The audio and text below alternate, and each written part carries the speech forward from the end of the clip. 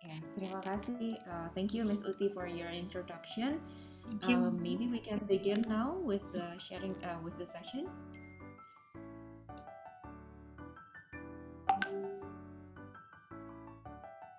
Um, ada operator yang bisa bantu share PowerPoint-nya ya?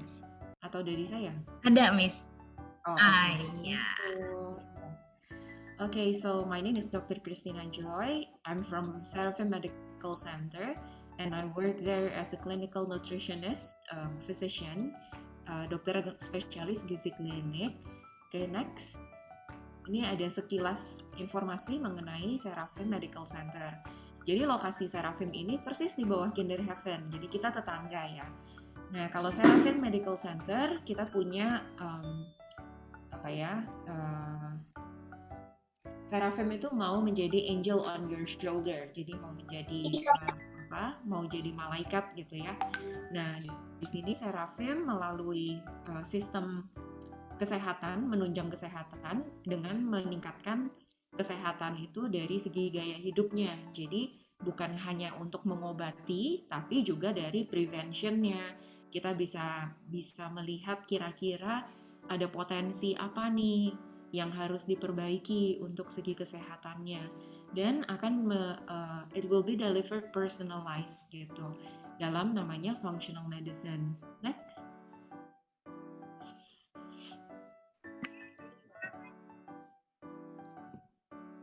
Oke, jadi nanti kalau yang functional medicine ini kita bisa lihat next nanti bahwa kita maunya itu health oriented gitu. Jadi kalau misalnya di rumah sakit kita biasanya cari tahu sakit apa ya kita.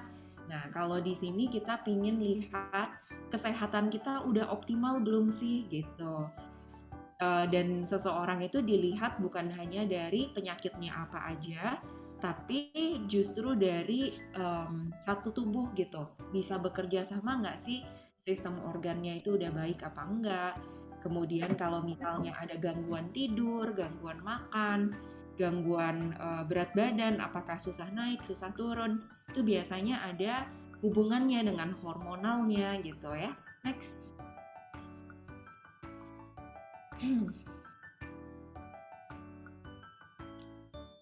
Oke. Nah, jadi ini yang pohonnya gitu. Kalau misalnya kita lihat sign and symptoms itu related sama organ diagnosis atau organ system diagnosis, kita mau cari tahu sampai ke akarnya. Jadi akarnya itu bisa jadi karena ada relationship, ada trauma, ada stres ya dari makanan atau dari exercise, dari sleep-nya yang terganggu. Nah, ini semuanya bisa nanti kita bantu supaya kesehatan kita menjadi optimal. Next.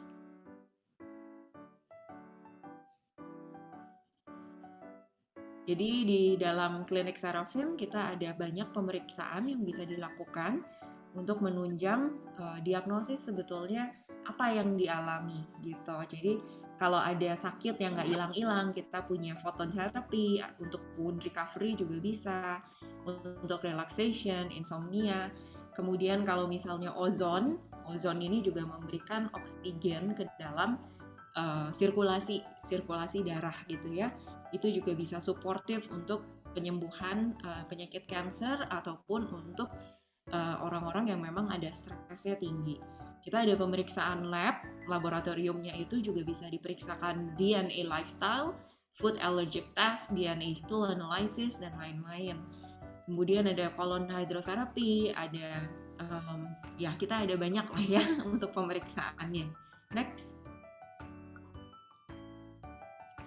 Ya, ini contoh-contoh pemeriksaan yang lain. Kita juga punya hyperbaric therapy and cryochamber therapy. Next. Nah, ini other treatments-nya. Akupunktur juga ada, spinal care consultation, lymphatic drainage therapy. Untuk yang estetik juga kita ada ada dokter estetik dan dokter spesialis kulitnya juga. Kalau misalnya untuk health coach, untuk konsultasi health coach bisa juga, olahraganya seperti apa. Kemudian untuk konsultasi psikologi juga kita ada. movement therapy juga ada untuk olahraga, atau misalnya terapi dengan keterbatasan fisik itu juga kita ada. Untuk yang aging maupun anak-anak kita juga ada ya. Next. Nah, kemudian ini untuk Seraphim Kids. Seraphim Kids ini juga bagian dari Seraphim Medical Center. Jadi tentu saja fokusnya untuk ke kids gitu kan. Next. Nah, ini beberapa service-nya. Jadi kita ada psychological assessment. Jadi kita melihat dari fungsi fisik dan kognitifnya bagaimana, psikologisnya gimana. Kemudian bisa diberikan approach yang sesuai dengan kondisi seseorang. Jadi personal approach ya, individual counseling atau misalnya dengan classes atau terapi yang lainnya gitu ya. Next. Ini sekilas aja tentang Seraphim Medical Center. Next. Nah, sekarang saya akan membawakan materi tentang Picky Eaters 101. Next. Jadi kita hari ini mau lihat sebetulnya kenapa sih kita punya kita harus punya kesadaran memberikan nutrisi yang baik untuk anak-anak. Nah, jadi makanan yang diberikan kepada seseorang, apakah dewasa ataukah anak-anak, tentu saja akan pengaruh untuk kesehatannya. Kalau untuk anak, terutama untuk tumbuh kembangnya, bukan hanya untuk tumbuh kembang tubuhnya, tapi juga otaknya, karena masih bertumbuh dan berkembang. Nah, kalau misalnya ada gangguan gizi, apakah intake-nya nggak cukup, penyerapannya kurang baik, tentu saja ini akan berpengaruh terhadap kekebalan tubuhnya dan meningkatkan resiko infeksi. Next. Ya, next. Oke. Nah, jadi mungkin di sini kita bisa lihat ya, kalau di sumbu yang bawah, yang di garis bawah, itu kan kita mau lihat usia. Dan kalau yang ke atas, itu pertumbuhannya, kecepatan pertumbuhan.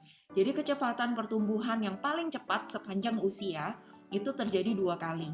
Yang pertama, mulai dalam kandungan sampai 2 tahun, 1000 hari pertama ya, the first 1000 days, itu yang speed of growth-nya tuh paling cepat. Kemudian ada growth spurt yang kedua, percepatan pertumbuhannya itu cepat sekali, itu pada saat teenagers gitu, usia belasan. Tapi kita bisa lihat ya di sini note-nya bahwa antara hamil sampai usia 2 tahun itu yang paling cepat. Next. Oke, jadi apa sih kalau misalnya makan yang menjadi makanan yang dimakan oleh seorang anak itu akan dipakai untuk apa, ya kan? Nah, ternyata bukan hanya untuk badannya tinggi, badannya jadi berisi, tapi juga untuk tumbuh kembangnya. Jadi pada saat anak itu masih mengalami pertumbuhan atau pengembangan sistem imunnya, jadi dia lebih kuat ya terhadap kuman-kuman gitu kan. Komposisi tubuhnya, tulang, otot itu kan masih dibentuk terus. Cognitive development jadi kemampuannya dia secara kognitif, otaknya itu juga masih dibentuk. Organ-organ yang lain tentu saja juga. Next. Nah, di sini saya menunjukkan ada sel otak manusia. Ketika waktu baru lahir, seseorang anak itu punya sistem sel-sel syaraf. Tapi sel-sel syarafnya ini masih baru sekali gitu, masih belum saling berkomunikasi satu sama lain. Udah ada, tapi dia masih sedikit dan masih belum saling berkomunikasi. Ketika terjadi pertumbuhan, golden period ya, jadi mulai dari lahir sampai 2 tahun, kita berikan stimulasi, kita berikan nutrisi yang cukup, yang optimal, itu perkembangan sel syarafnya paling cepat gitu di situ. Nah, kita bisa lihat dari lahir ke 2 tahun itu kan perubahannya luar biasa. Sedangkan dari 2 tahun sampai ke adult itu perubahannya nggak seberapanya gitu loh. Jadi golden period ini penting banget untuk kita jaga. Dan kita nggak mungkin bisa memperbaiki kalau misalnya kita nggak memberikan stimulasi yang luar biasa. Nah, kalau untuk pertumbuhan otak, pada saat anak usia 1 tahun, itu besar otaknya kurang lebih 2/3 besar otak dewasa. Waktu 5 tahun, itu besar otaknya sudah 4/5 besarnya otak dewasa. Dan ketika 6 tahun, itu sudah 9/10, jadi sudah hampir maksimal gitu. Jadi makanya kenapa anak-anak itu penting banget nutrisinya supaya pertumbuhan otaknya maksimal. Next. Nah, ini untuk kebutuhan kalori ya. Kebutuhan kalori itu pada saat 2 tahun bisa dibilang kurang lebih sekitar 1000, untuk 5 tahun sekitar 1400, ketika 10 tahun itu 1800. Nah, 1800 ini pada saat dewasa naiknya juga lebih sedikit gitu. Jadi naiknya juga udah nggak terlalu banyak, paling sekitar 2000 kalori. Next. Nah, kenapa anak-anak yang usia balita itu makannya bisa terlihat lebih sedikit daripada bayi? Karena pertumbuhannya dari lahir sampai usia 1 itu jauh lebih banyak gitu ya. Jadi berat badannya itu bisa meningkat sampai 200%. Sedangkan pada saat toddler naiknya itu paling sekitar 30-40% gitu. Jadi memang mereka makannya udah nggak sebanyak pada saat usia dari lahir sampai usia 1 tahun. Next. Nah, kalau kita mau lihat jenis makanan yang makronutrien. Makronutrien itu artinya nutrien yang dibutuhkan secara makro, secara banyak. Itu ada 3. Karbohidrat yang paling bawah sebagai zat tenaga, ya kan, untuk memberikan energi. Terus zat pengatur ini biasanya mengandung banyak serat, vitamin, dan mineral. Jadi dari sayur dan buah-buahan. Kemudian zat pembangun. Jadi ini protein gitu ya. Protein ini akan membangun terutama sel-sel otot, kemudian yang untuk immune function-nya gitu. Nah, yang paling atas itu adalah garam dan gula. Jadi yang paling atas itu yang kita butuhkan paling sedikit. Next. Nah, kemudian kalau misalnya kita mau lihat dari food group supaya kita lebih mudah, bisa dibagi seperti ini. Jadi food groups-nya itu ada yang sayur, ada yang buah, ada yang grain, protein, and dairy. Ini nanti fungsinya apa? Nanti kita lihat ya. Next. Nah, ini adalah piring gizi seimbang. Jadi untuk memastikan kalau kita kasih makan ke anak itu kira-kira benar apa enggak, kita bisa menggunakan panduan ini. Jadi kalau bisa satu piring itu lengkap. Boleh diklik next satu kali lagi, Miss. Ya, jadi ada sayur, ada buahnya, ada protein, sama ada karbohidratnya. Tapi tentu saja ukurannya nggak perlu sampai banyak banget ya, memang beda sama dewasa. Next, nanti ada ukuran-ukurannya. Nah, kemudian untuk anak-anak yang balita itu biasanya porsi juga sangat berpengaruh. Kalau porsi yang kita berikan itu terlalu banyak, itu akan menjadi menakutkan. Lebih baik kita berikan porsinya itu yang sepertinya dia sanggup habiskan. Nah, nanti kalau misalnya dia masih lapar, baru kita kasih tambahan lagi. Next.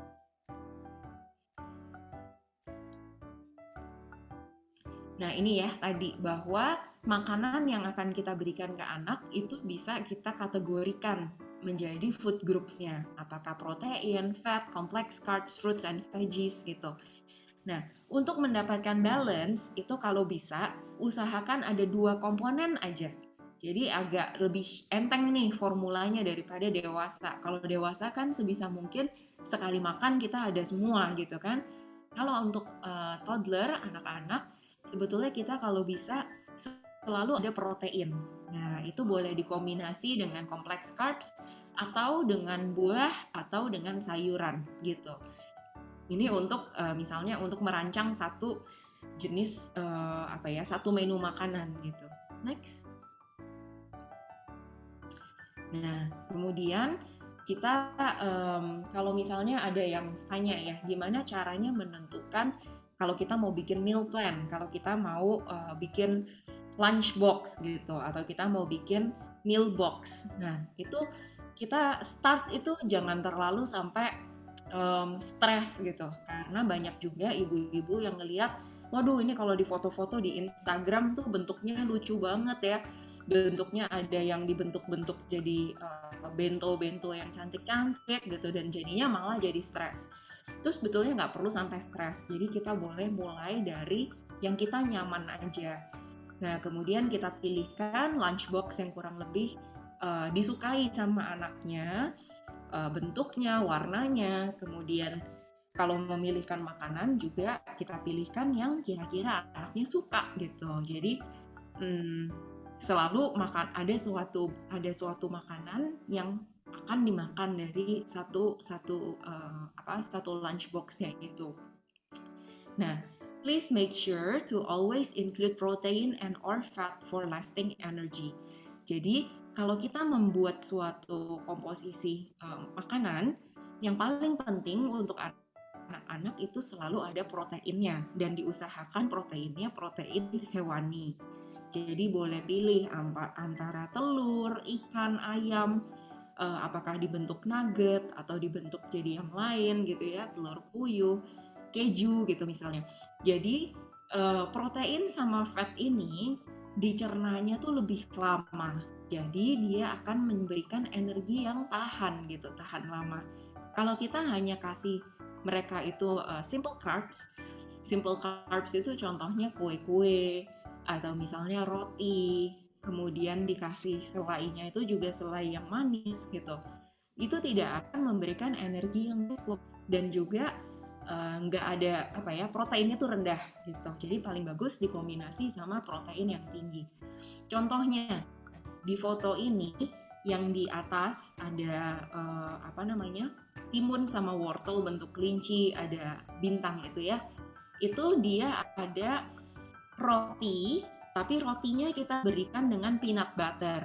Nah, peanut butter itu dia ada protein sama fatnya gitu. Jadi anak juga akan mendapatkan karbohidrat dari roti, peanut butternya dia ada protein and fat. Kemudian untuk pengenalan, sayur buahnya boleh, silahkan yang disuka apa. Sebelahnya itu ada wheat bread gitu ya, atau any kind of bread. Kemudian ada proteinnya dari daging ikan gitu. Kalau misalnya nggak suka yang bentuknya seperti itu, boleh dipilih yang lain dalam bentuk sate atau dalam bentuk nugget, it's okay. Nah, kemudian itu ada dipnya. Dip itu kalau di Indonesia mungkin nggak terlalu terkenal ya. Mungkin yang terkenal lebih kayak gado-gado atau pecel, ada bumbu kacangnya gitu. Itu juga boleh. Kemudian yang di bawah kiri ya, itu ada brokoli, kemudian ada pisang. Pisangnya itu bisa dikasih nut butter atau misalnya pokoknya peanut atau nut butter ya, almond butter, cashew butter. Itu dia punya kandungan protein dan lemak yang tinggi. Kemudian yang putih itu bisa kefir atau yogurt, itu juga kandungan proteinnya tinggi. Jadi anaknya nanti bisa punya energi yang tahan lama. Nah, kalau yang di meal box yang di aluminium ini, bukan aluminium, yang stainless steel ini, ada telurnya gitu kan. Jadi telurnya ini sumber protein and fat. Kalau yang untuk ubi ungu, ubi orange-nya untuk karbohidratnya. Kemudian yang pink, merah gitu ya, itu strawberry gitu. Nah, untuk memastikan apakah anak kita tuh makannya cukup apa enggak, kita nggak perlu fokus untuk satu hari.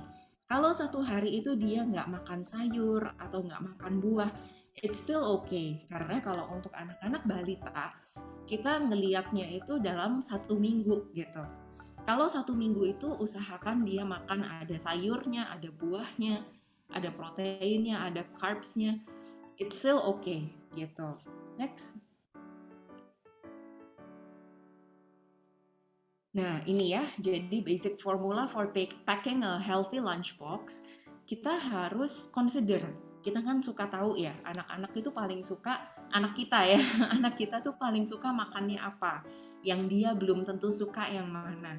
Nah, kalau kita lagi mau packing satu healthy lunchbox, pastikan ada satu safe food, ada satu jenis makanan yang dia pasti suka dan dia pasti makan gitu. Dan please let our children get involved gitu, karena anak-anak itu suka membantu, dan ketika mereka ikut gitu, misalnya ikut potong, ikut masukinnya, atau ikut pilih waktu belanjanya, itu biasanya more likely they will eat everything that they choose gitu. Nah, kemudian kita bisa tanya juga ke anak kita, misalnya dikasih two options, which one do you want, pasta or bread? Tapi pilihnya antara dua aja ya, jangan kebanyakan, nanti juga bingung gitu. Jadi pilihnya kasih dua pilihan, misalnya kamu hari ini mau nasi atau mau roti gitu, atau kamu mau pasta atau mau roti. Kemudian bisa pilih buahnya, mau pisang atau apel, atau misalnya ya mango atau salad yang lain gitu. Nah, ketika mereka membuat pilihannya sendiri, they're more likely to eat what they choose gitu. Jadi kan itu juga sejalan juga sama prinsipnya Montessori gitu kan. Jadi anaknya itu punya suara untuk memilih. Nah, kalau misalnya kita mau membawakan suatu makanan untuk lunchbox, please try at home first gitu. Jadi makanan yang udah pernah dicoba di rumah boleh dibawa, karena kita udah tahu dia mau nih gitu. Kalau misalnya kita belum pernah kasih di rumah, kita langsung kasih completely new food, itu ya nggak apa-apa sih, tapi itu kayak higher chance untuk belum tentu dimakan gitu. Dan yang terakhir, don't give up, karena kadang-kadang anak itu bisa harus melihat dan mencoba 15 kali dulu sebelum dia benar-benar mau mengkonsumsi makanan itu. Next. Nah, ya ini contoh-contohnya. Ini contoh yang sederhana ya, jadi nggak pakai dikasih tusuk-tusukan yang lucu-lucu atau misalnya dibentuk jadi ada macam-macam gitu ya. Ini sebetulnya yang tinggal potong-potong, dioles, spread gitu, atau tinggal dibuka gitu. Ini contoh-contohnya. Next. Nah, kalau kita mau bahas tentang carbs gitu ya, sebetulnya bukan artinya anak-anak itu tidak boleh makan simple carbs sama sekali, tapi usahakan mereka itu bisa lebih pilih ke complex carbs dulu sebelum langsung kasih simple carbs. Kenapa? Karena memang tendensinya seseorang dari kecil itu suka sama rasa manis. Kalau kita biasakan kita kasih rasa yang manis terus-menerus, nanti dia udah nggak mau makan yang lain-lain lagi gitu loh. Jadi selain itu, the sugar content is very high and it's not healthy for their teeth or for their blood sugar gitu. Jadi bagusnya sih memang kita kasih yang complex carbs dulu. Buah-buahan, sayur-sayuran itu juga termasuk ke dalam complex carbs. Simple carbs itu yang biasanya dari tepung gitu, dari gula, bentuknya liquid, bentuknya easy to break gitu, itu biasanya simple carbs. Hati-hati sama cereal, karena cereal itu juga biasanya sugar contentnya itu tinggi sekali. Next.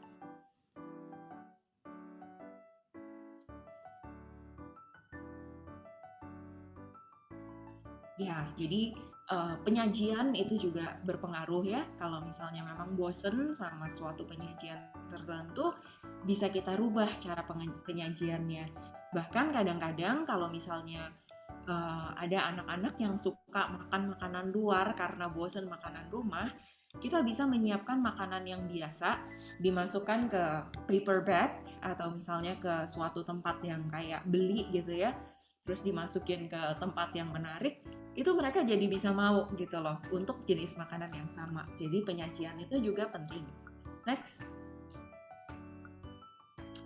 Nah, ini juga sebetulnya harus dilihat-lihat nih, anak-anak beda-beda. Kadang-kadang ada yang nggak suka kalau misalnya semua serba dicampur. Kalau misalnya deconstructed atau dipisah-pisah, kadang-kadang mereka bisa explore sendiri untuk kayak kasih dippingnya gitu. Jadi itu boleh dicoba juga. Next.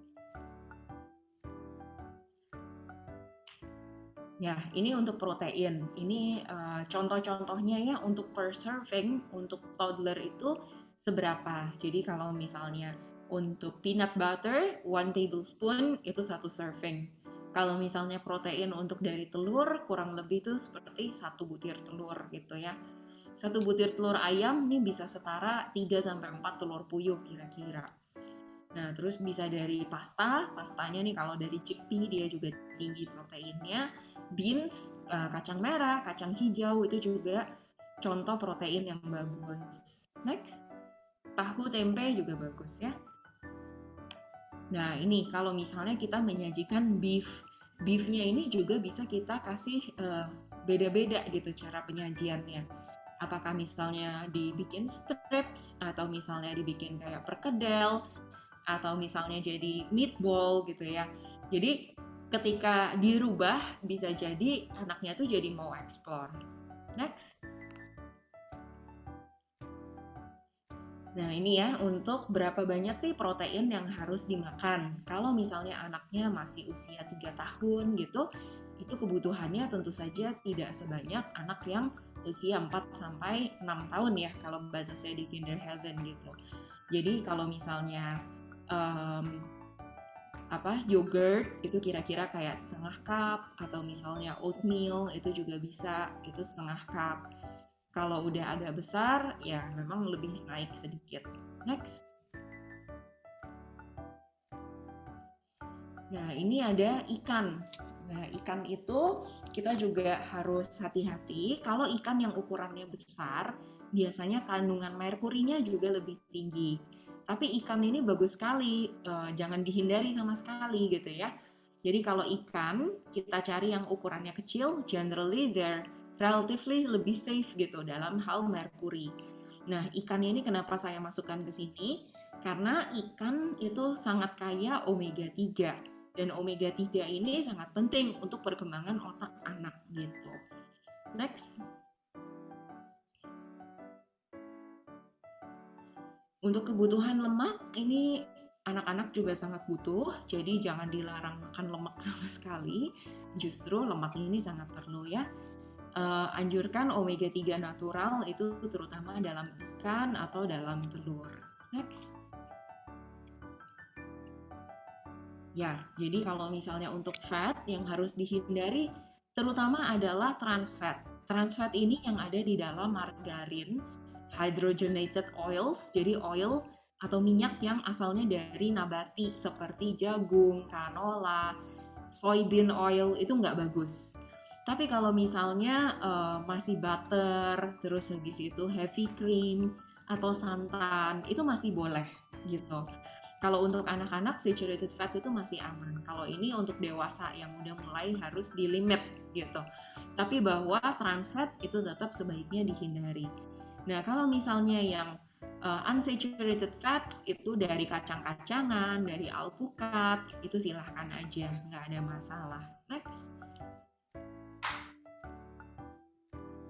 Nah, ini adalah serving untuk yang fruits and vegetables ya. Jadi kalau misalnya buah yang ukurannya itu seperti kiwi, ya setengahnya itu untuk 1 serving tuh oke. Gitu ya. Kalau dried fruit itu sekitar 2 tablespoon.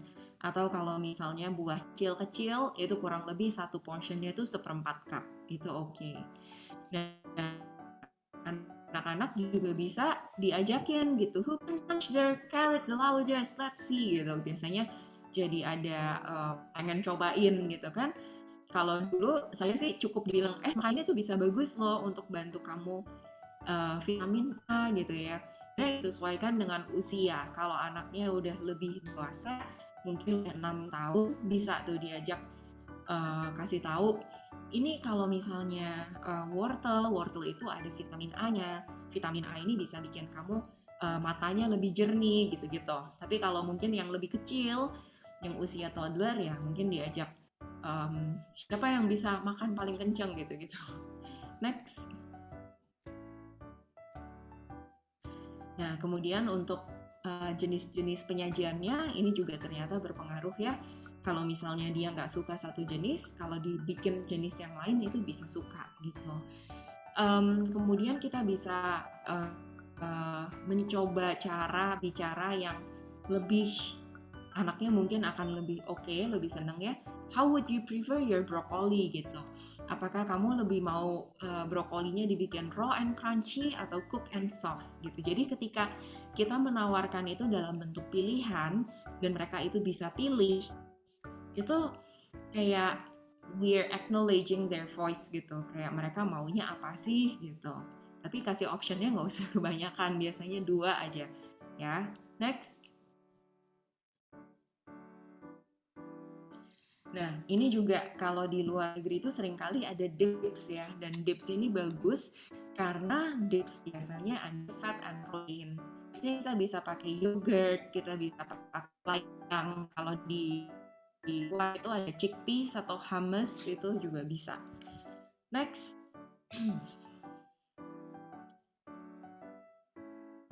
Nah, kalau misalnya anaknya suka banget ya sama suatu brand dari potato chips, tapi kan kita tahu itu nggak terlalu sehat karena garamnya juga sangat tinggi. Belum lagi dia digorengnya bukan dengan minyak yang sehat gitu kan. Bisa kita coba gimana? Mungkin nggak sih dia bisa cobain kita bikin sendiri gitu. Jadi potato slice, potato-nya kita parut gitu ya, thinly slice. Habis itu kita bake atau masukin ke air fryer. Jadi kita bikin yang versi sehatnya gitu. Next. Nah, ini juga trik-triknya kalau misalnya suka potato chips tapi kita coba deh geser. Kalau misalnya banana chips gimana? Mungkin dia nggak langsung suka nih. Kita geser tuh pelan-pelan. Kalau dia suka banana chips, oh coba gimana kalau frozen banana? Atau frozen banana habis itu kita dip ke coklat gitu ya, coklat dip, jadi kayak coklat tapi dalamnya pisang gitu, itu juga enak. Nah, lama-lama mungkin dia bisa belajar untuk suka pisang. Next.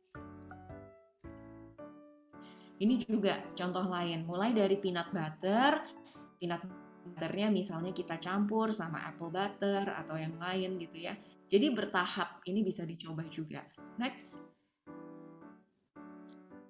Nah, ini dari Oreo sampai ke strawberry. Memang perubahannya ini pelan-pelan, tapi bisa jadi ini satu langkah demi satu langkah seperti ini bisa bikin dia lebih mau mencoba explore lebih banyak. Next. Ya, ini juga ya contoh lain, mulai dari cheesy crackers gitu sampai bisa makan brokoli gimana caranya. Jadi kita bisa terapkan beberapa langkah supaya ada mirip-miripnya. Jadi dari cheesy crackers terus it's a new shape gitu. Kalau udah new shape, how about a new flavor gitu. Jadi new shape and new flavor. Habis itu gimana kalau kita coba cheese and crackers? Nah, ntar selain cheese and crackers, crackersnya diganti jadi toast atau nanti diganti jadi grilled cheese. Nah, nanti lama-lama gimana kalau rotinya kita substitusi pakai potato gitu, potato and cheese.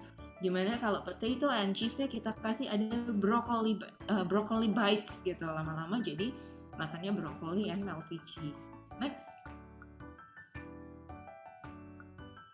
Okay, thank you. I hope this presentation will help you. Silahkan kalau misalnya ada pertanyaan, saya kembalikan ke Miss Uti. Terima kasih banyak Dr. Joy, presentasinya sangat menarik ya, sangat menggiurkan. Jadinya kalau misalnya kita flashback gitu ke zaman kita masih kecil, pantesan kenapa kita dulu waktu sekolah sering banget lapar, karena dulu kita dibekelinnya mie sama nasi, Dok, zaman dulu yang kalau mie-nya dikeluarin masih kotak bentuknya. Ternyata itu ya kuncinya kenapa dulu nggak fokus belajarnya, karena mungkin kebutuhan gizi dan nutrisinya belum tercukupi. Oke, sekarang kita mau masuk ke question and answer. Saya sudah melihat ada Miss Anastasia angkat tangan. Boleh Miss Anastasia di unmute, boleh langsung tanya sama Dr. Joy. Silakan Miss. Sebentar. Iya Dok, mau tanya, kan tadi ada sebutan minyak ikan bagus ya Dok ya untuk dimakan. Pertanyaannya kalau misalkan by suplemen minyak ikan itu juga bagus nggak Dok? Atau better natural aja? Terima kasih. Oke, thank you Miss Anastasia. Jadi kalau misalnya ikan yang alami itu memang udah pasti dia jenisnya tuh bisa diserap dengan baik. Jadi absorptionnya itu bagus. Nah, kalau minyak ikan gimana? Minyak ikan itu sama seperti vitamin dan mineral lainnya. Biasanya dia sangat tergantung sama produsennya tuh siapa gitu. Jadi minyak ikan itu adalah jenis minyak yang gampang teroksidasi. Jadi harusnya dia kalau dalam bentuk kapsul dia nggak boleh gampang kena cahaya matahari, dia nggak boleh gampang kena oksigen, karena dia gampang teroksidasi. Kalau disimpan di botol pun, botolnya harusnya tuh yang warnanya gelap. Makanya kenapa botolnya biasanya botol kaca yang warnanya coklat atau biru tua gitu ya, jadi nggak gampang teroksidasi. Kalau minyak ikannya itu sebetulnya bagus, tapi dia disimpannya tuh botolnya bening atau bahkan di plastik terus kena cahaya, itu dia malah gampang teroksidasi, dan kalau udah teroksidasi bukannya sehat malah jadi minyak yang jelek gitu. Oke, Mudah-mudahan thank you dong. Ya, makasih mudah-mudahan dong. paham. Iya. Mamis atau Dedis ada yang mau tanya lagi, boleh langsung angkat tangan atau boleh langsung di-unmute audionya. Boleh langsung ditanyakan sama Dr. Joy atau boleh juga diketik di chat box. Nanti saya akan bacakan untuk Dr. Joy jawab pertanyaannya.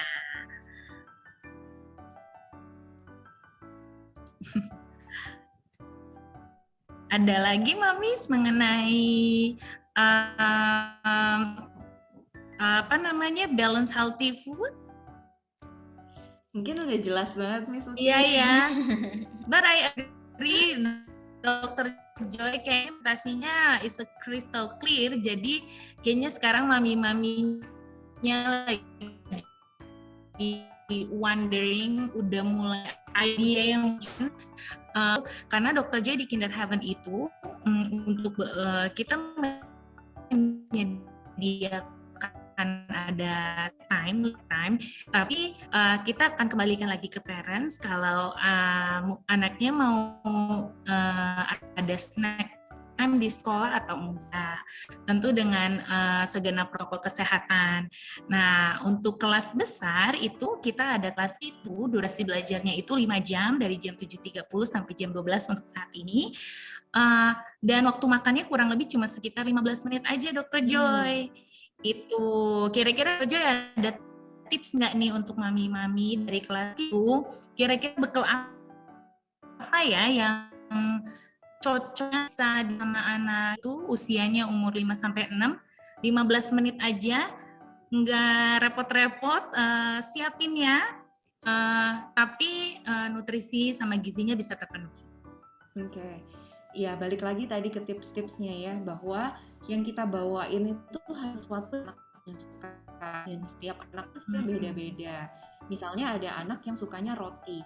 Oke, to make sure the rotinya ini ada proteinnya, bisa kita kasih peanut butter atau other nut butters gitu kan.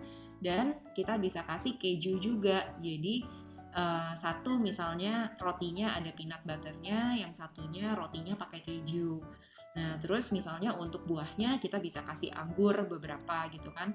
Itu juga tinggal hap gitu. Kalau misalnya anaknya prefer yang lebih sour gitu, kita bisa kasih ada stroberinya mungkin, atau misalnya kalau anak kecil pisang itu juga salah satu yang anak-anak biasanya suka gitu. Pisang kan juga tinggal dibuka gitu. Atau misalnya kalau pisangnya itu bisa kita siapin dulu gitu ya, namanya meal prep. Kalau pisang itu kita potong-potong, masukin ke freezer, itu pisangnya beku kan. Nah, kalau pisangnya beku kita dip ke coklat, jadi dia covered in chocolate. Jadi itu bisa juga kayak snack gitu ya. Makanya sebenarnya tergantung, kalau misalnya makannya cuma 15 menit kan biasanya lebih ke snacking, bukan untuk yang makan utama. Jadi bisa variasi banget. Misalnya kita bawain satu kotak susu gitu ya, yang susu ukuran kecil gitu, itu juga oke. Gitu sih. Susu juga bisa ya, karena karena kita mulai kelasnya itu rata-rata yang di kelas K itu jam 7.30. I think some of the parents having difficulties, ada beberapa anaknya yang kalau pagi itu menolak untuk sarapan atau nggak mau sarapan gitu. Jadi mungkin ada beberapa parents yang khawatir dari jam 7.30 sampai jam 12 di tengah-tengahnya cuma dikasih snacking, kira-kira oke nggak ya gitu, atau misalnya fatnya udah ada atau proteinnya udah ada, lagi zaman pandemi kayak gini untuk asupan vitaminnya gimana ya? Kalau gitu gimana Dokter Jo? Apakah kalau pagi minum susu aja boleh atau memang sebaiknya harus dikasih yang tadi Dokter Joy sampaikan, ada at least 2 protein sama fatnya? Kalau susu itu protein sama fatnya cukup tinggi, jadi sebetulnya susu aja juga lumayan gitu ya. Jadi kalau susu itu satu serving kalau untuk anak-anak mungkin sekitar 150 cc, itu dia ada proteinnya sekitar 6 gram. Udah lumayan banget tuh gitu. Terus misalnya bisa dikombinasi sama tadi ya, misalnya pisang, atau dia nggak suka bisa pakai kismis atau kurma gitu kan, dia juga biasanya buahnya manis. Atau kalau misalnya pakai keju, itu keju kan juga high in kalsium, terus ada protein lemaknya juga gitu. Atau mikir yang gampang juga French toast ya. French toast itu kan roti, dia carbs, terus kita masukin ke dalam susu campur sama telur gitu. Jadi udah ada susunya, udah ada telurnya, dia nyerap ke dalam rotinya, terus rotinya dibolak-balik di atas wajan bentar gitu kan. Kalau anaknya lebih suka yang sweet, bisa dikasih kayak jam sedikit gitu kan. Atau kalau misalnya lebih prefer yang savory, dikasih pakai telur ceplok gitu sama keju, jadi kayak sandwich, itu juga bisa. Ya, jadi bisa diakalin sebenarnya Dokter Joy ya, as long as ada comfort food-nya pas lagi penyajian snacking untuk dimakan di kelas gitu ya Dok ya? Ya. Oke. Nah Dokter Joy, ada pertanyaan nih dari Miss Lydia. Bagaimana kita tahu gizi anak kita sudah sesuai pertumbuhan anak? Karena kita tidak bisa lihat dari gemuk atau tidak gemuk, karena ada anak yang makannya sedikit, nggak banyak. Sama tinggi atau pendek anak itu pengaruh nggak? Karena keturunan juga nggak keturunan kayak sama mama dan papanya, atau bisa tinggi asalkan nutrisi dan gizi anaknya baik. Iya, jadi kalau untuk tumbuh kembang anak, kita nggak bisa menggunakan mata kita sendiri. Karena mata kita tuh biasanya akan membandingkan sama temennya, sama sekitarnya, terus sama kakaknya atau adiknya. Bisa jadi dia terlihat gemuk atau terlihat kurus, tapi belum tentu itu sesuai gitu. Jadi untuk tumbuh kembang anak, kita menggunakan kurva. Nah, kurva itu seharusnya memang mulai dari lahir, itu setiap bulan diplot sampai anaknya dewasa, supaya kita bisa lihat sesuai nggak sih sama kurva tumbuh kembangnya. Jadi kita plot untuk tinggi badannya dan berat badannya. Setiap minggu boleh, setiap bulan boleh. Nah, kurva pertumbuhan itu nggak boleh flat. Flat itu maksimal cuma dalam 1 bulan. Jadi kalau misalnya dia flat itu sampai 3 titik alias 2 bulan itu flat, dia nggak naik tumbuh kembangnya, kita udah harus bertanda tanya. Ada apa? Apakah ada infeksi parasit sampai dia penyerapan nutrisinya terganggu? Apakah dia lagi sakit sehingga penyerapan nutrisinya terganggu, kebutuhan kalorinya meningkat? Atau ada apa yang lain gitu loh. Jadi harus dicari tahu. Anak-anak tuh ya tadi karena dia tumbuh kembangnya itu penting, jadi kita harus ikutin tinggi badan, berat badan itu harus diukur. Minimal per 1 bulan sekali kita masukin ke kurvanya itu. Nah, dari situ nanti kita bisa lihat anak kita itu masuknya di mana. Kan di kurvanya itu juga ada range-nya. Range normal itu dari nggak cuma satu linear gitu ya, nggak cuma satu titik aja yang dibilang normal, itu dia ada range-nya. Nah, di dalam range-nya itu dia masuk yang keberapa gitu. Apakah gizi cukup yang 50% atau ada tendensinya rendah atau tendensinya ke terlalu tinggi gitu. Nah, kadang-kadang kalau misalnya orang tuanya itu tinggi, memang anaknya akan berpengaruh punya genetik tinggi. Karena untuk mengukur kemungkinan tinggi badan seorang anak itu ada rumusnya, dan rumusnya itu menggunakan tinggi badan dari orang tuanya dua-duanya. Tapi walaupun anak ini punya kemungkinan untuk tinggi badan yang tinggi dari orang tua yang tinggi, kalau dia tidak mendapatkan nutrisi yang baik, dia tetap nggak akan bisa tinggi gitu. Jadi kalau misalnya tinggi itu kita biasanya patokannya harus sesuai nggak sih sama usianya. Jadi kalau usianya sekian, kita harus lihat rata-rata tingginya berapa. Harusnya itu cocok karena itu menunjukkan pertumbuhannya dia, proteinnya cukup. Tapi kalau misalnya anaknya nggak terlalu tinggi, gemuk gitu ya, kelihatannya gemuk, kelihatannya oke, tapi tingginya nggak cukup, itu kemungkinan proteinnya yang kurang. Kalau tingginya cukup, tapi kok kayaknya kurus, bisa jadi karena anaknya aktif banget. Kalorinya yang kurang gitu, proteinnya nggak kurang, tapi kalorinya bisa jadi kurang karena anaknya aktif banget, jadi dia kebutuhan kalorinya meningkat. Gitu sih kira-kira. I see. Semoga terjawab ya, Miss Lydia. Iya, Miss, terjawab. Terima kasih, Miss Jo dan Miss Uti. Terima kasih, Miss Lydia. Oke, Mamis, ada lagi yang mau ditanyakan seputar tentang makanan-makanan sehat dan bergizi untuk anak-anak? Boleh langsung. Oh ya, Miss Magda, boleh Miss Magda. Silakan Miss Magda. Ya, thank you Miss Uti. Halo Dok, mungkin ini pertanyaannya yang nggak begitu penting ya, tapi saya agak penasaran. Semua pertanyaan penting kok, tenang aja. Ya, kita kan biasanya kan kalau sarapan itu kan telur setengah matang sama susu ya. Saya mau tanya, kalau untuk telur setengah matang itu baru boleh dikonsumsi oleh anak-anak itu pada saat umur berapa? Maksudnya di usia berapa mereka di dalam tubuhnya udah bisa menerima yang makanan setengah mentah gitu Dok. Thank you, itu aja. Oke, thank you Miss Magda. Jadi kalau misalnya setengah matang itu kita ya memang salah satu patokannya usia, karena kalau usia itu kita bisa berpatokan harusnya dia oke. Tapi kita harus lihat lagi usia sama tumbuh kembangnya. Jadi dia tuh status gizinya bagus nggak? Kalau anaknya status gizinya bagus, generally di atas 1 tahun itu udah aman sih. Kayak misalnya madu di atas 1 tahun kan juga udah boleh diberikan gitu kan.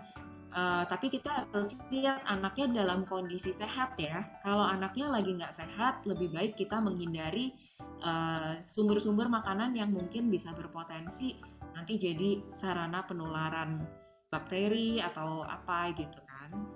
Gitu.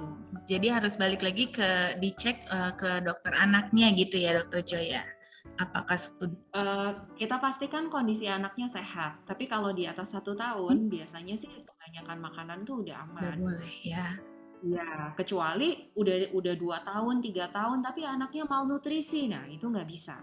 Kalau anak-anak yang malnutrisi itu kita harus pikirkan ini tubuhnya aja dia kekurangan, apalagi fungsi organnya dia. Sistem imunnya itu pasti juga ada gangguannya gitu. Nah, itu yang seperti itu kita nggak boleh coba-coba kasih ini itu. Kita harus pulihkan dia dulu sampai nutrisinya bagus, status gizinya bagus. Nah, itu boleh gitu. I see. Kalau misalnya berhubungan dengan telur setengah matang tadi, Dok, saya pernah lihat dan dengar-dengar aja, tapi saya mau make sure juga telur yang baik dikonsumsi untuk setengah matang untuk anak-anak itu yang ya di luar kan ada berbagai jenis telur ya Dok ya, telur omega 3 yang ini, yang itu, atau telur ayam kampung atau telur yang biasa. Kalau untuk telurnya sendiri gimana ya Dok amannya gitu? Jadi gini, kalau telur itu apa sih yang bikin telur itu sehat atau enggak? Kalau zaman dulu semua telur itu sama. Kenapa? Karena makan ayamnya tuh ya ayamnya makannya itu aja gitu kan. Tapi dengan kemajuan zaman semakin modern itu orang tuh mencoba kan ayamnya dikasih makan ini, dikasih makan itu. Tergantung anaknya mempengaruhi telurnya gitu loh. Nah kalau ayam yang harganya biasanya lebih murah, itu memang biasanya orang yang pelihara ayamnya akan memilih jenis makanan yang penting ayamnya makan gitu. Jadi hanya di pakan ternak. Biasanya dia dari jagung atau dari soy gitu. Tapi yang di apa ya? Kayak dipadatin gitu loh. Jadi pellet gitu. Nah, kalau makan yang pellet gitu, sebetulnya kualitas telurnya nggak oke. Kemudian yang kita khawatirkan juga kalau ayam-ayamnya ini disuntik, misalnya suntik antibiotik atau apa, nah itu akan ada pengaruhnya nggak sih ke telur? Pasti ada gitu loh.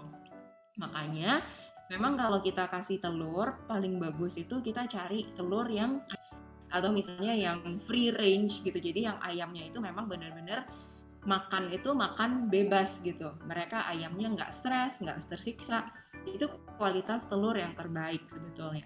Tapi kalau misalnya itu susah carinya gitu ya, telur yang omega 3 gitu juga oke sih. Biasanya yang warna kuning telurnya itu sampai hampir merah, itu biasanya yang memang kandungan omega 3-nya tinggi. Yang makannya tuh bagus gitu. Kalau yang warna kuning telurnya tuh kuning banget, itu biasanya memang makanannya itu nggak terlalu bagus gitu untuk ayamnya. I see. Thank you, dokter. Jadi sebenarnya sih sesimpel kalau kita bikin nasi goreng atau misalnya English breakfast yang ada roti sama telurnya, berarti telurnya juga sebenarnya harus diperhatikan ya, Dok ya? Ya, semua makanan kita zaman sekarang itu semuanya karena sudah era modern, itu banyak banget makanan yang diubah-ubah gitu loh. Karena mau memudahkan manusianya, tapi belum tentu artinya kualitas makanannya lebih bagus gitu. Iya, benar-benar. Jadi memang harus makin selektif. Yes, please, Miss Magda. Satu lagi dok, saya mau tanya, kalau untuk susu, penyerapan paling baik di dalam tubuh itu terjadi di pagi, siang, atau malam hari dok? Kan kadang ada yang anaknya pagi bangun dikasih susu dulu, ada yang malam sebelum tidur dikasih susu gitu, susu hangat biar enak gitu boboknya, gitu aja. Jadi susu itu memang mengandung triptofan, salah satu jenis asam amino di protein, dan memang susu bisa bikin bantu untuk tidur lebih enak gitu. Jadi makanya kenapa dari dulu suka susu itu diangetin terus buat sebelum tidur, itu juga biasanya bisa bantu bobo gitu, bisa bantu tidur. Tapi untuk penyerapannya di jam berapa sebetulnya nggak ada sih yang sejauh yang mungkin ada penelitiannya, tapi saya belum pernah tahu bahwa waktu tertentu untuk penyerapan susu. Tapi in general badan manusia itu menyerap protein dan lemak paling optimal itu sebetulnya di siang hari. Kalau untuk spesifik susu saya nggak tahu, tapi susu itu memang tinggi protein dan tinggi lemak gitu. Kalau di malam hari itu pencernaannya sudah lebih lambat. Makanya kalau untuk orang dewasa pun saya nggak menganjurkan kalau pas waktu makan malam tuh makannya terlalu heavy atau terlalu berat kayak steak atau yang pakai butter gitu, itu sebenarnya nggak ideal. Makanan yang paling heavy itu harusnya pada saat siang, karena waktu siang itu sistem pencernaan kita paling masih bekerja aktif gitu. Kalau udah mulai malam badan kita tuh udah mulai prepare untuk istirahat gitu. Nah, kalau susu yang harus saya ingatin, mungkin kita perhatikan aja kalau anaknya kita kasih susu itu ada symptomsnya nggak? Apakah jadi bloated apa enggak? Perutnya jadi bunyi-bunyi atau dia jadi kembung nggak? Pupnya jadi susah nggak? Atau pupnya itu ada perubahan jadi diare atau malah jadi susah nggak gitu? Karena hasil penelitian dokter anak di Indonesia ini anak-anak yang intoleransi laktosa itu juga cukup tinggi. Jadi jangan sampai anaknya ternyata kekurangan enzim laktase tapi kita kasih susu, jadinya dia kan pencernaannya akan bermasalah gitu. Dan sebetulnya kalau kita mau mencari sumber kalsium dan vitamin D juga nggak harus dari susu.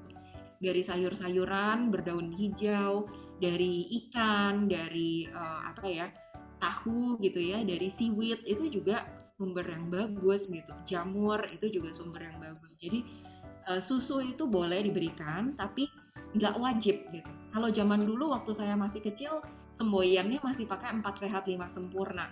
Tapi itu sebetulnya nggak benar. Negara-negara yang konsumsi susunya itu paling tinggi, mereka incidence osteoporosisnya juga paling tinggi. Jadi tidak membuktikan bahwa susu yang tinggi akan menyebabkan tulang lebih kuat, no. Gitu. I see. Oke. Is it clear enough, Miss Magda? Yes, Miss. Cukup menjawab ya? Iya. Anaknya Miss Iya. Magda lucu banget dari tadi seliweran. Iya, Miss, ini lagi main. Lucu. Iya, anaknya Miss Magda itu di kelas K itu Dr. Joy. Oke. Iya. Oke, tadi saya lihat Miss Anastasia tadi angkat tangan. Ada yang mau ditanyakan Miss Anastasia? Oh ya, sedikit sih Dok. Mau tanya juga ya Miss. Sama sih kendalanya tuh sering kali kalau misalkan suaranya kurang jelas deh. Kedengeran. Soalnya suka ditanya tuh kalau makan pagi tuh kalau misalkan orang dulu kan selalu kasih susu dulu barengan sama sarapan gitu. Saya pengalaman saya tuh justru kalau misalnya anak saya makan susu susah gitu mau makan paginya. Nah tapi tetap aja ada yang bilang kalau harus tetap minum susunya juga gitu. Itu sih tapi udah terjawab juga sih ya sama Dr. Joy mengenai nggak perlu harus ada susu juga. Ingin tahu lebih dalam sih menurut Dr. Joy gimana, sama pengen tanya kan sebenarnya perdebatan susu sapi itu juga ada makin kesini ada yang bilang susu sapi kurang baik. Pengen tanya sih kalau dari Dr. Joy ada nggak literatur lebih baik untuk anak itu kita preferensinya susu sapi atau susu dari kacang-kacangan kayak susu almond atau susu yang lain gitu. Itu aja sih. Terima kasih. Oke, Thank you, Miss Anastasia. Jadi kalau misalnya susu, kembali lagi, zaman dulu tuh kita berpikir susu adalah bahan makanan yang sempurna karena dia nutrisinya lengkap. Ada proteinnya, ada lemaknya, ada karbohidratnya, dan memang kalorinya cukup, komposisinya oke. Tapi sebetulnya susu itu zaman sekarang kembali lagi ke hewannya. Kalau zaman dulu, sapinya tuh makannya rumput dan sapinya tuh happy. Kalau zaman sekarang, kalau kita lihat dari dokumenter gitu ya, sapi itu tersiksa. Sebetulnya sapi tergantung lagi peternakannya yang mana gitu. Tapi kan kita nggak mungkin cek peternakan satu-satu. Nah, itu tergantung peternakan. Ada sapi yang benar-benar mereka disiksa untuk menghasilkan susu aja. Diberikan antibiotik, diberikan bahan makanan itu yang nggak baik, itu mempengaruhi kualitas susunya juga gitu loh. Jadi, kalau saya gimana? Kalau saya susu itu bukan suatu prioritas yang harus masuk ke dalam badan gitu. Susu itu hanya pelengkap. Usahakan apapun anak itu tetap makannya dari makanan utama dulu aja. Dari bahan makanan yang dia bisa makan gitu loh. Kenapa kalau misalnya udah dikasih susu jadi nggak mau makan? Karena jadi kenyang. Kan susu kan ada tinggi protein sama lemaknya. Jadi dia udah nggak kepengen makan yang lain. Nah, itu juga nggak bagus. Kenapa? Nanti dia jadi nggak ngunyah. Padahal dia rahangnya itu juga masih tumbuh kembang loh. Anak itu nggak boleh ngemut harusnya. Harusnya kita kasih berbagai jenis tekstur supaya dia mau kunyah. Kalau dia kunyah, rahangnya itu tumbuhnya akan bagus gitu. Nanti mungkin kapan-kapan boleh undang dokter gigi juga, dokter gigi anak tuh. Karena kalau misalnya dia nggak ngunyah dengan tumbuh kembang yang si rahangnya nggak bagus, itu nanti efeknya panjang sampai ke dewasa. Nah, balik lagi ke susu. Kalau misalnya susu, mana yang lebih bagus? Kita mindsetnya balik lagi ya, susu itu tambahan aja. Kalau dia benar-benar lagi sakit, malas makan, atau misalnya supaya praktis, alasan kepraktisan kadang-kadang mau kita bawain susu, it's okay gitu. Susu sapi boleh nggak? Boleh, tapi nggak usah kita mindsetnya itu harus minum susu setiap hari, enggak harus kayak gitu. Susu selain susu sapi, kalau susu almond, susu soy, nah itu kita harus balik lagi cek ingredients-nya. Kenapa? Karena setiap produsen, setiap company itu dia work ethics-nya beda-beda. Ada yang pengennya itu make profit gizinya nggak peduli yang dimasukin ke situ apa. Ada yang memang ingredients-nya masih oke gitu. Sebisa mungkin kita hindari ingredients yang terlalu banyak, punya pakai kimia bahan monograt apa gitu ya. Jadi kita kalau bisa tuh yang bahannya alami. Jadi misalnya ini saya nggak di endorse any, tapi kalau misalnya almond milk, saya pernah search satu-satu. Menurut saya, karena waktu saya lihat ingredients ya, wow, dia tulis nomor 1 ingredients almond gitu, dan almondnya tuh sampai 70 atau 80% gitu. Habis itu dia untuk emulsifiernya dia pakai sunflower gitu. Jadi sunflowernya beneran, sama kalau misalnya dibikin agak manis dia pakai nektar dari bunga. Nah, kalau saya bandingin sama merek-merek yang lain, merek lain itu pakai soybean oil atau pakai sunflower oil, pakai canola oil, almondnya cuma 5%, ditambah gula, ditambah gum, ditambah apa gitu. Harganya lebih murah, tapi kualitasnya kita bisa lihat dari ingredients-nya, wah ini terlalu banyak chemical, it's not healthy gitu loh. Gitu. Nah, kalau susu sapi, ya kita lihat lagi, selain ingredients-nya, komposisi nutrisinya, kita hindari yang gulanya terlalu tinggi. Karena zaman sekarang juga biasanya susunya dikasih rasa ini itu rasanya banyak banget. Yogurt bukannya bagus, iya, tapi kalau misalnya dikasih rasa ini itu kebanyakan, flavor enhancer, dikasih gulanya terlalu banyak, itu bukannya sehat malah bikin sakit sih. Gitu. Jadi memang kita yang mesti check-in lagi. Hati-hati makanan proses ya, kayak cornet, sosis, nugget. Aku bukannya anti makanan proses sama sekali, saya sering makan. Tapi mungkin 20% lah. Kalau bisa yang whole foods, yang makan makanan yang asli, itu yang 70-80%. Itu nanti yang pengaruh itu kayak health insurance nomor 1 deh. Sebelum kita jangan sampai kena penyakit, jangan sampai kenapa-kenapa gitu. Health insurance nomor 1 adalah invest di makanan yang memang kualitasnya oke, dia mau makan juga whole foods lah intinya.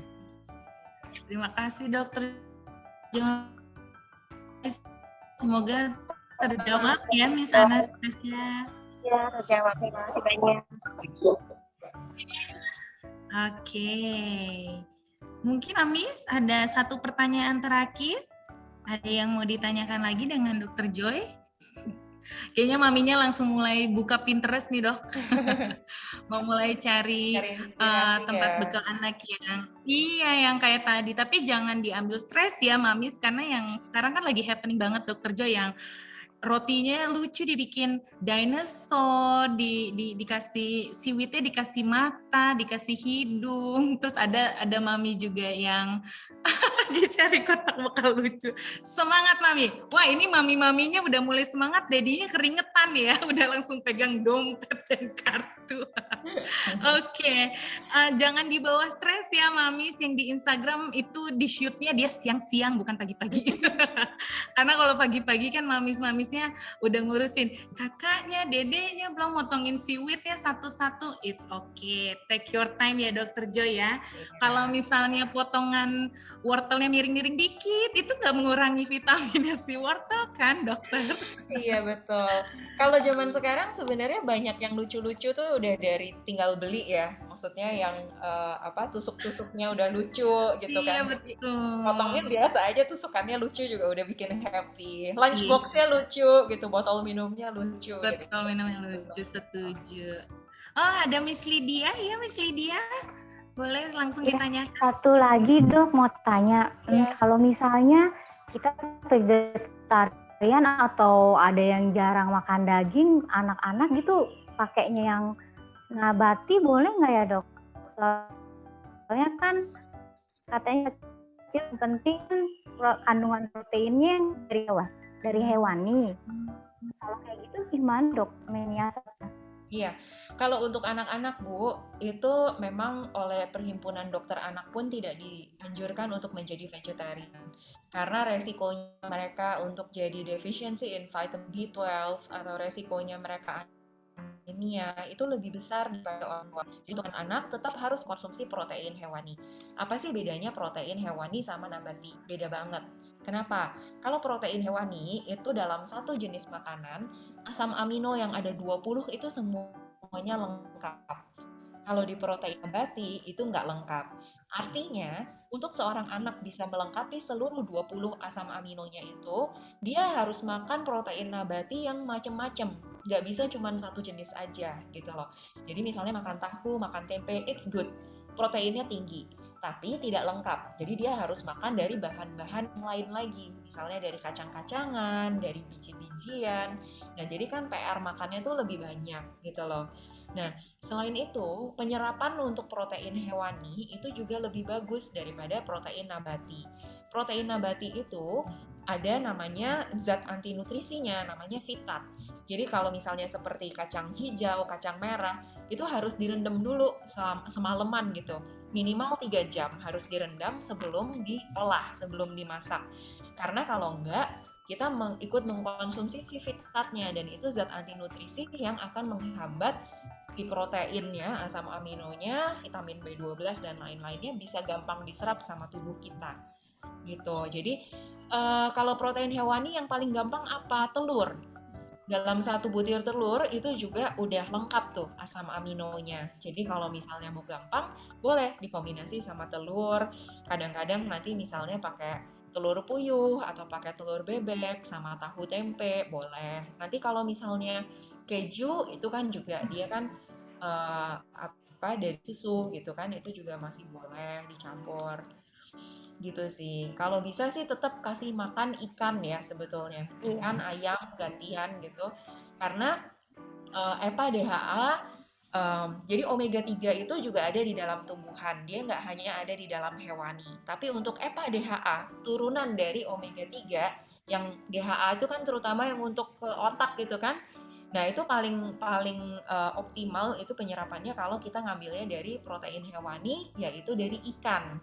Karena kalau dari tumbuh-tumbuhan, dia tinggi omega 3, tapi tumbuhan itu tidak bisa mengubah omega 3 menjadi bentuk aktif EPA dan DHA. Nanti tubuh anaknya yang harus mengubah itu gitu. Nah, kalau di ikan, dia sudah menjadi EPA DHA, jadi bisa tinggal diserap aja gitu loh. Satu lagi dong dok, ada nggak sih dok minimal sehari anak-anak berapa sih boleh makan telur? Tadi kalau misalnya untuk satu sajian protein untuk anak itu kan kalau telur itu 1 butir. Jadi kalau misalnya setiap 1 kali makan telur 1 nggak apa-apa. Sehari makan total 3 ya masih nggak apa-apa juga sebetulnya. Gitu. Iya dok. Terima kasih dok penjelasannya. Ya. Terima kasih Miss Lydia. Okay, Dr. Joy, I think it looks like that we have covered all of the question. Mungkin Dr. Joy, is there anything else you wanted to say before we wrap up? Ya, semangat Mamis. Saya sendiri, to be honest, I don't have any kids for now. So, mungkin saya kalau misalnya sampai terlihat sok tahu atau misalnya enggak, belum ngalamin sih punya anak sendiri, nyiapin bekal tuh susah gitu. I'm so sorry. Mungkin suatu hari saya akan mengalami sendiri kerepotan menyiapkan bekal, tapi semangat. Ya, saya bisa membantu dari segi keilmuan ya, dari literatur yang ada yang saya pelajari, yaitu tadi kita tetap melibatkan anak. Kalau konsep Montessori itu setahu saya gitu kan ya. Jadi kalau anak itu ikut dilibatkan, pas waktu belanja diajak bareng, dia lihat bareng, terus waktu makan juga makannya bareng, itu biasanya dia akan lebih suka makannya gitu. Ya, mudah-mudahan saya sendiri bisa mengaplikasikan teori-teori yang saya ceritakan, saya sharingkan hari ini, dan mudah-mudahan sharing saya hari ini bisa bermanfaat untuk mamis dan daddy sekalian. Iya, terima kasih banyak Dr. Joy sudah hadir di Kinder Lounge hari ini.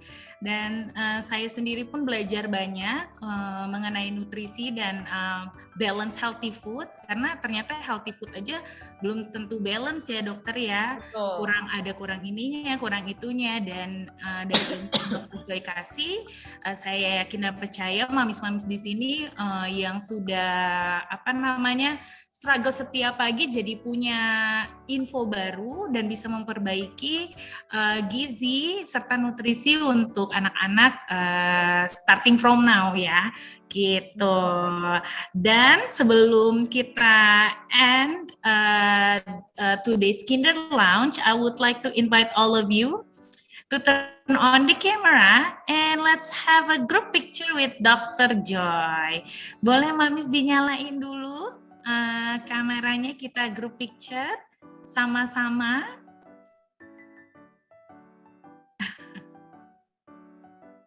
Iya, sekali lagi terima kasih banyak ya Dr. Joy untuk kesempatannya hari ini. Ada banyak sekali informasi yang baru, terutama at least para mamis di sini udah punya ide untuk menyiapkan 2 makanan untuk snack time-nya mereka yang cuma 15 menit itu. Tadi ada protein dan juga fat ya dokter ya. Dan memang untuk sekarang ini harus lebih selektif lagi karena ternyata katanya yang dari susu dari sapi udah nggak bagus, ternyata balik lagi yang susu almond atau kacang-kacangan pun memang harus diperhatikan dari kadar gulanya gitu. Oke, sudah semua dibuka kameranya. Mamis, are you ready? Teachers, are you ready? Okay. Now everybody please smile to the camera on count of 3 ya. 1. Miss Rachel, please help us to take a group picture ya Miss ya. Oke, 1, 2, 3, smile. Oke, sekali lagi. Is it good? Sekali lagi ya Miss Cha ya. Oke. Yay. Oke. I'm so happy. Thank you so much. Dear parents, ada Miss Herta juga dari Serafim. Terima kasih semuanya sudah datang di Kinder Lunch hari ini. And now, let's end this conference with a prayer. Yuk, teachers, parents, ada juga beberapa ini ya, students ya. Okay, so everybody, let us pray. Dear Almighty God, we started this event with you, and now we are going to closing it with you. Thank you for making this event a success. We thank you for the combined wisdom and knowledge represented here. We would not have done it without you because many are our plans, but it is you, Lord, who established them. May things we have learned today stir our hearts and may we put them into action. May what we have learned can impact our lives, impact our families, impact our friends, especially our beloved children positively, Lord. Now we're going to continue our routines. Please bless all of us, guard us, and protect us, Lord, from any harms. So in the end of the day, we can gather back in our place with our family, our parents, and our loved ones. In Jesus' name we pray. Amen. Okay, so thank you so much, everyone. We appreciate you being here. Thanks again for joining us today, and we'll see you next time. Bye, Mamis. Selamat check out barang-barang lucunya ya. Have a nice day, everybody.